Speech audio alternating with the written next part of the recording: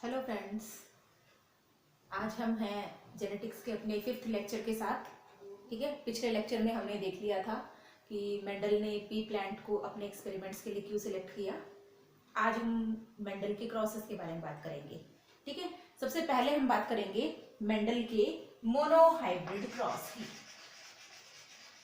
Monohybrid cross genetic terminologies में हमने देखा था the cross which is carried out by taking only one contrasting character।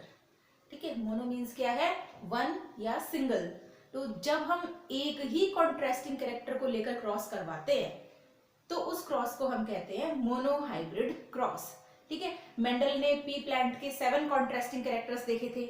उन 7 contrasting characters में से किसी भी एक कैरेक्टर को लेकर क्रॉस करवाया जा सकता है। मेंडल ने सारे कैरेक्टर्स को इंडिविजुअली लेकर क्रॉस करवाया था और इनसे जो रिजल्ट्स ऑब्टेन किए थे उनके बेसिस पे अपने कुछ लॉज दिए थे। ठीक है, तो पहले हम मेंडल के क्रॉस को देखते हैं कि उन्होंने मोनोहाइब्रिड क्रॉस कैसे करवाया। हम एग्जांपल लेते हैं हाइट ऑफ द प्लांट का। ठीक है, हमारे पास एग्जांपल क्या है, हाइट ऑफ द प्लांट। और हमें पता है पी प्लांट में हाइट कौन सी थी, tall height which is denoted by capital T and short height which is denoted by small t। ठीक है, क्योंकि कॉन्ट्रास्टिंग कैरेक्टर्स हैं तो हमें एक ही अल्फाबेट से दोनों कैरेक्टर्स को डिनोट करना है। ठीक है, तो यहाँ पर हमारे पास capital T is for tall height of the plant and small t is for short height of the plant। जब हम इन दोनों प्लांट्स का क्रॉस करवाते हैं, क्रॉस करवाना means cross pollination. P plant में हमने देखा था सेल्फ पॉलिनेशन तो होता ही है अपने आप, लेकिन हम उसमें क्रॉस पॉलिनेशन मैन्युअली करवाते हैं। ठीक है, तो मैन्युअली जब हम इसमें क्रॉस पॉलिनेशन करवाएंगे इट मींस इस प्लांट पे उगने वाले फ्लावर का मेल गैमेट या तो हम इस प्लांट पे दे दें, इसके फ्लावर पे भेजें, या फिर इसका मेल गैमेट इसके फ्लावर पे आ जाए। ठीक है, क्रॉस का मतलब क्या है, हमारे पास 2 फ्लावर्स हैं। ठीक है, ये आपके पास 2 फ्लावर्स हैं। क्रॉस पोलिनेशन हमें करवाना है, या तो इसका एंथर इसके स्टिग्मा पे आ जाए या इसका एंथर इसके स्टिग्मा पे आ जाए। इट मींस एक प्लांट होगा मेल और दूसरा प्लांट होगा फीमेल। ठीक है, तो उस टाइप का जो हाइब्रिडाइजेशन होगा उसी को आप कहते हो क्रॉस पोलिनेशन। तो यहाँ पर हम जब क्रॉस पोलिनेशन करवाएंगे तो हमारे पास जो प्लांट्स ऑब्टेन होंगे वो प्लांट्स कैसे होंगे, दोनों पेरेंट के कैरेक्टर के साथ। ठीक है, ये जनरेशन जो आ रही है it is called as F1 generation और फर्स्ट फीलियल जनरेशन। ठीक है, इसको आप क्या कहेंगे, F1 जनरेशन और first filial generation. It means जितने भी प्लांट्स आपके पास आएंगे वो सारे प्लांट्स किस कैरेक्टर के साथ होंगे, इसी जीनोटाइप के साथ हमारे पास वो प्लांट्स होंगे। हमने एक और चीज देखी थी, दोनों पेरेंट में से कोई एक अपने आप को डोमिनेंट शो करेगा। ठीक है, तो यहाँ पर जिस लेटर से हम कैपिटल वर्ड यूज करते हैं, जिस कैरेक्टर के लिए हमने कैपिटल लेटर यूज किया है that is the dominant character, और capital T is representing the tall height of the plant. It means हमारे पास F1 जनरेशन में जितने भी प्लांट्स आएंगे दे ऑल आर टॉल। ठीक है, फिनोटाइपिकली मींस जब हम इन्हें बाहर से देखेंगे, एक्सटर्नली जब हम इन्हें देखेंगे तो ये सारे प्लांट्स हमें कैसे दिखाई देंगे, टॉल दिखाई देंगे। बट जीन्स तो उसमें ड्वार्फनेस का भी है, मतलब जीनोटाइपिकली ये सारे टॉल नहीं है, 100% टॉल हम इनको नहीं कह सकते, क्योंकि इनमें कुछ तो जीन स्मॉलनेस का भी है, शॉर्टनेस का भी है। इसलिए ये सारे प्लांट्स कैसे होते हैं, हाइब्रिड टॉल होते हैं। इनको हम फिनोटाइपिकली देखने पर टॉल प्लांट्स कह सकते हैं। तो फर्स्ट जनरेशन हमारे पास कैसी आ रही है, टॉल प्लांट्स के साथ।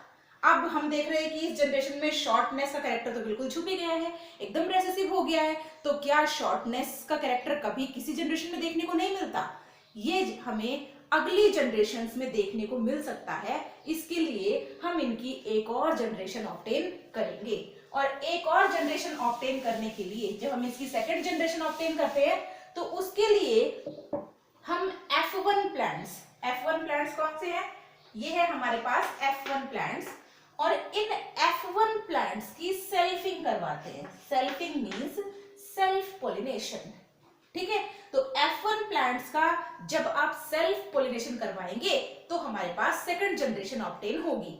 तो जब आप, क्योंकि हमारे पास दोनों ऑप्शन है, पी प्लांट में सेल्फ पोलिनेशन और क्रॉस पोलिनेशन दोनों करवाया जा सकता है। तो पहले आपने क्रॉस पोलिनेशन करवाया और सेकंड जनरेशन ऑब्टेन करने के लिए हम क्या करवाते हैं, सेल्फ पोलिनेशन। तो जब इनकी सेल्फिंग करवाएंगे तो गैमेटोजेनेसिस की प्रोसेस होगी, गैमेट्स फॉर्मेशन होंगे और हमारे पास इसके गैमेट्स बनेंगे capital T and small T, और इसके भी गैमेट्स क्या आएंगे, capital T and small T. एक वीडियो में आपको गैमेट्स बनाना सिखा देंगे कि किस तरह से गैमेट्स बनाने की प्रोसेस होती है, क्योंकि गैमेट्स बनाना भी हमें आना चाहिए। तो एक दूसरे अलग से वीडियो बनाकर आपको गैमेट्स बनाना बता देंगे कि किस तरह से गैमेट्स बनाए जाते हैं, ठीक है। तो फिलहाल आप यहाँ पे देखेंगे ये हमारे पास गैमेट्स बन गए।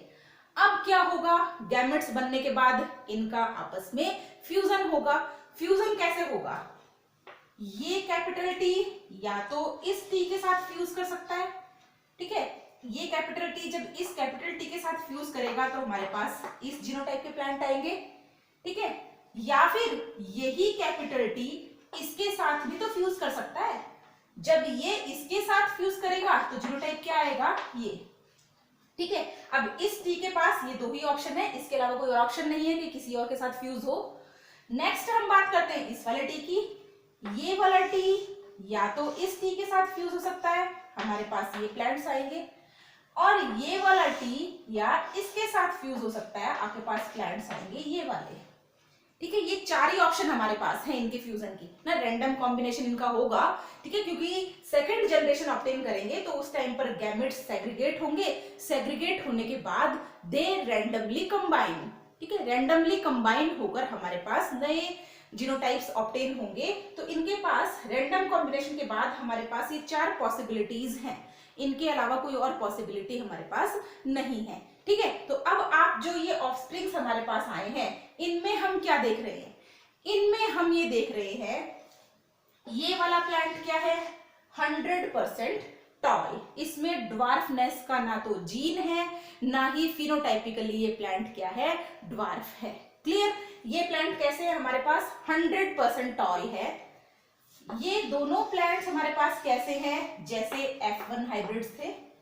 F1 प्लांट्स का जो जीनोटाइप था वही जीनोटाइप हमारे पास क्या है, इन प्लांट्स का है। It means these are hybrid tall, ठीक है। फिनोटाइपिकली टॉल है बट इनमें जीन शॉर्टनेस का भी प्रेजेंट है। एक प्लांट हमारे पास है जो कैसा है, 100% ड्वार्फ है, यहां पर टॉलनेस का कोई कैरेक्टर नहीं है, ठीक है। इससे हम क्या कंक्लूजन निकालते हैं, इससे हम कंक्लूजन ये निकालते हैं कि जब F1 जनरेशन हमारे पास आई थी, इस F1 जनरेशन में जो ड्वार्फनेस का कैरेक्टर 100% छुप गया था, रेसेसिव था, बिल्कुल भी हमें शो नहीं हो रहा था, वो कैरेक्टर हमें नेक्स्ट जनरेशन में देखने को मिल रहा है। कुछ प्लांट्स हमारे पास 100% स्मॉल भी आ रहे हैं, 100% शॉर्ट प्लांट्स भी ऑब्टेन हो रहे हैं। इट मींस हमें कह सकते हैं कि पेरेंट्स का यदि कोई कैरेक्टर उनकी फर्स्ट जनरेशन में नहीं आ पाया है तो ऐसा जरूरी नहीं है कि उसकी अगली जनरेशन में भी वो कैरेक्टर शो ऑफ नहीं होगा, ठीक है। हम एग्जांपल देखते हैं, हमारे घर में ग्रैंड पेरेंट्स हैं, पेरेंट्स हैं और हमारे खुद के किड्स हैं, ठीक है, 3 जनरेशन एक साथ रह रही हैं। आप देखते हो कि दादा के कैरेक्टर्स उनके बेटे में नहीं है लेकिन उनके पोते में देखने को मिल जाते हैं, ठीक है। फिनोटाइपिकली भी मिल जाते हैं और जीनोटाइपिकली भी मिल जाते हैं। इट मींस जो कैरेक्टर F1 जनरेशन में, फर्स्ट जनरेशन में जो कैरेक्टर हमें देखने को नहीं मिला, वो कैरेक्टर आपको अगली जनरेशन में देखने को मिल रहा है, ठीक है। ये हमारे पास इससे रिजल्ट्स ऑब्टेन हुए। अब इनका जो रेशियो है, फिनोटाइपिक रेशियो क्या है, फिनोटाइप मींस बाहर से देखने पे या एक्सटर्नल अपीयरेंस। एक्सटर्नली ये तीनों ही प्लांट हमें कैसे दिख रहे हैं, टॉल है। It means 3 plants are tall and only 1 plant is small, ठीक है। तो इसका फिनोटाइप क्या है हमारे पास, फिनोटाइप इज 3:1। लेकिन इसका यदि हम जीनोटाइप देखें तो जीनोटाइप हमारे पास क्या होगा, 1 plant is 100% tall जहां पे ड्वार्फनेस का जीन भी नहीं है। 2 प्लांट्स आर हाइब्रिड टॉल, जो फिनोटाइपिकली तो टॉल है लेकिन जीन उसमें ड्वार्फनेस का भी है। And 1 plant is 100% dwarf. ठीक है, ये है हमारे पास मेंडल के मोनोहाइब्रिड क्रॉस का फिनोटाइप एंड जीनोटाइप। एग्जाम में 1 मार्क में ये क्वेश्चन भी पूछ सकते हैं। ठीक है, मोनोहाइब्रिड क्रॉस क्या है ये समझ में आया आपको। ऐसा हमने सिर्फ एक कैरेक्टर को लेकर करवाया है, हाइट ऑफ द प्लांट। हमारे पास 7 कॉन्ट्रास्टिंग कैरेक्टर्स हैं। उन 7 कैरेक्टर्स को मेंडल ने अलग अलग टाइम पर स्टडी किया। मतलब कभी कलर ऑफ द सीड को लेकर, कभी कलर ऑफ द पॉड को लेकर, कभी शेप ऑफ द सीड को लेकर, इस तरीके से सारे कॉन्ट्रास्टिंग कैरेक्टर्स को लेकर मेंडल ने अपने क्रॉसेस करवाए थे। मेंडल ने अपने मोनोहाइब्रिड क्रॉस के बेसिस पे इनहेरिटेंस के जो लॉज दिए थे वो कौन कौन से थे ना, उसके बाद हम डायहाइब्रिड क्रॉस की बात करेंगे। मेंडल ने मोनोहाइब्रिड क्रॉस को लेकर जो लॉ दिए थे उसमें फर्स्ट लॉ था प्रिंसिपल ऑफ पेयर्ड फैक्टर्स। ठीक है, फर्स्ट लॉ या फर्स्ट प्रिंसिपल क्या है? Principle of paired factors. Second one is principle of dominance, principle of dominance. And the third one is principle of segregation, या इसे हम कह सकते हैं लॉ ऑफ सेग्रीगेशन। ठीक है, इसका एक और नाम है हमारे पास, इसे हम एक और नाम से जानते हैं, that is law of purity of gametes. ठीक है, ये तीनों प्रिंसिपल्स मेंडल ने दिए थे अपने मोनोहाइब्रिड क्रॉस के बेसिस पे। इसके बाद एक और लॉ है, that is law of independent assortment which was given by Mendel on the basis of dihybrid cross. ठीक है, उसके लिए हम डायहाइब्रिड क्रॉस करवाएंगे और उस डायहाइब्रिड क्रॉस के बेसिस पे मेंडल ने अपना एक और लॉ दिया था। शॉर्टली हम इनको डिस्कस करते हैं। ठीक है, प्रिंसिपल ऑफ पेयर्ड फैक्टर्स, इसका मतलब जितने भी कैरेक्टर्स हम देख रहे हैं, ठीक है, वो सारे कैरेक्टर्स के लिए जो फैक्टर्स प्रेजेंट है they are in the paired form and they are present on the same locus of homologous chromosomes.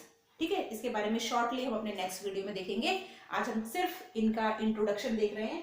Second हमारे पास था principle of dominance. Principle of dominance में क्या है, जब भी हम मोनोहाइब्रिड क्रॉस करवाएंगे तो बोथ ऑफ द पेरेंट्स में से एक ही पेरेंट अपने आप को एक्सप्रेस कर पाता है, या एक ही पेरेंट के जीन्स जो है वो ज्यादा एक्सप्रेस होते हैं, जिसकी वजह से हमारे पास एक कैरेक्टर डोमिनेंट होता है और दूसरा क्या होता है, रेसेसिव होता है। ठीक है, तो उसके बेसिस पे दिया लॉ ऑफ डोमिनेंस। और लॉ ऑफ सेग्रीगेशन में क्या है, लॉ ऑफ सेग्रीगेशन में at the time of gamete formation, ठीक है, जब गैमेटोजेनेसिस की प्रोसेस होगी या गैमेट फॉर्मेशन होगा उस टाइम पर गैमेट्स आपस में सेग्रीगेट होते हैं। और सेग्रीगेशन का मतलब क्या है, अलग अलग होना। ठीक है, आपने देखा था capital T and small T segregate हो रहे थे। सेग्रीगेट होने के बाद after segregation they will combine randomly. Randomly combine होकर हमारे पास क्या ऑब्टेन हो रहा था, एक डिफरेंट टाइप का जीनोटाइपिक रेशियो आपको देखने को वहां पर मिल रहा था। ठीक है, तो ये आपके पास हो गए तीनों लॉज जो मेंडल ने दिए थे मोनोहाइब्रिड क्रॉस के बेसिस पे। ठीक है, तो मेंडल के मोनोहाइब्रिड क्रॉस में फिनोटाइप क्या है, 3:1 और जीनोटाइप क्या है, 1:2:1। ठीक है, होपफुली आपको बहुत अच्छे से समझ में आ गया होगा। कुछ यदि प्रॉब्लम है, कुछ नहीं समझ में आया है तो कमेंट बॉक्स में आप कमेंट करिए। वीडियो को एंड तक वॉच करिए। ठीक है, एंड तक वॉच करेंगे आपको हर चीज क्लियर समझ में आएगी। ऐसा नहीं कि आपने वीडियो देखा और बीच में ही छोड़ दिया तो कुछ समझ में नहीं आएगा। एंड तक आप वीडियो वॉच करिए, मेरे चैनल को सब्सक्राइब करिए और लगातार मेरे साथ बने रहिए। Thank you.